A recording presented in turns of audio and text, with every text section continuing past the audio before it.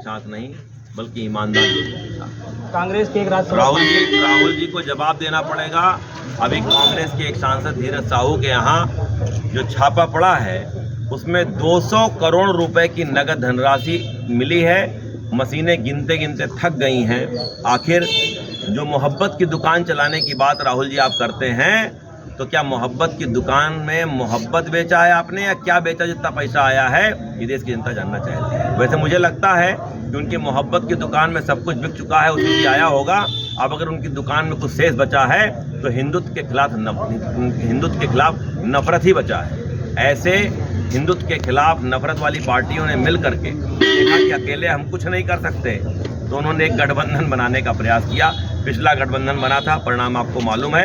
अब की गठबंधन इंडिया के नाम से बनाया, लेकिन चूंकि इसमें सब भ्रष्टाचारी थे तो इंडिया घमंडिया बन गया और जल्दी ही वो टूट गया और वो जनता को पता भी चल गया। आज पूरे देश में इस कांग्रेस की भ्रष्टाचार नीति, सोच और भ्रष्टाचारी नेताओं के खिलाफ भारतीय जनता पार्टी ने जनमानस को बताने के लिए काली पट्टी बांध करके हर जिला मुख्यालय पर एक धरना प्रदर्शन करके कांग्रेस का पुतला फूंका है। उसी क्रम में आज अम्बेडकर नगर में भी हमारे सभी युवा साथी, सभी नेताओं ने एकजुट होकर के लगभग 500 की संख्या में हम सब यहाँ से जिला कार्यालय से मार्च करके कलेक्ट्रेट पे जाकर के हमने पार्टी नेतृत्व के निर्देशानुसार हमने भी इस कार्य में सहयोग किया है।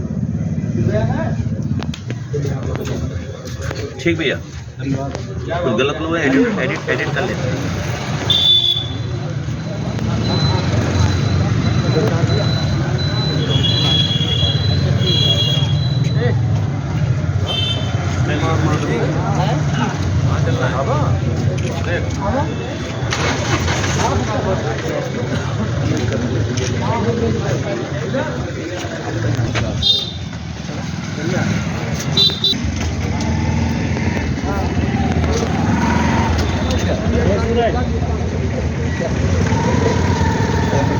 ये आज कलेक्ट्रेट मुख्यालय पर कांग्रेस का पुतला फूंका है। किस लिए आज आपने कांग्रेस का पुतला जलाया है?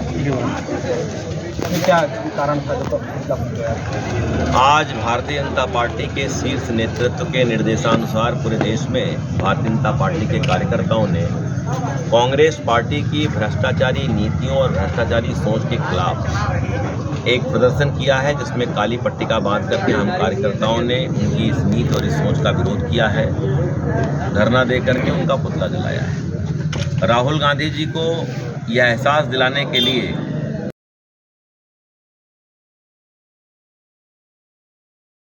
और यह जनता को महसूस कराने का काम किया है कि राहुल गांधी की जो भ्रष्ट नीतियां हैं, अभी उनके एक सांसद के यहाँ 200 करोड़ रुपए की धनराशि जब्त हुई है।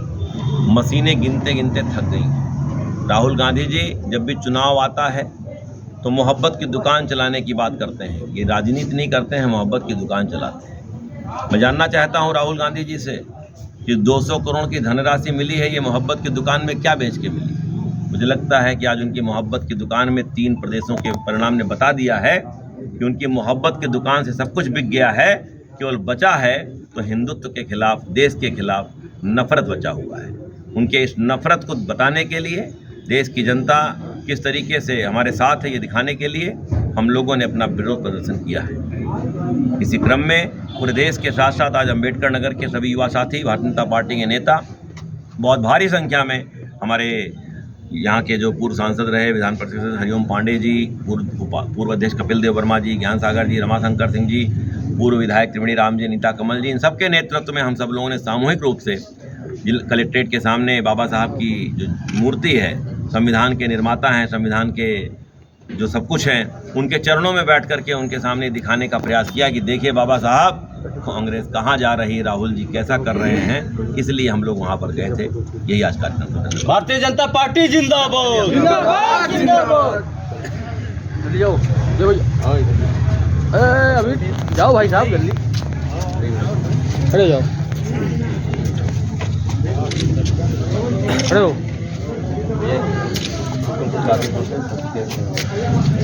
इंद्रेश जी,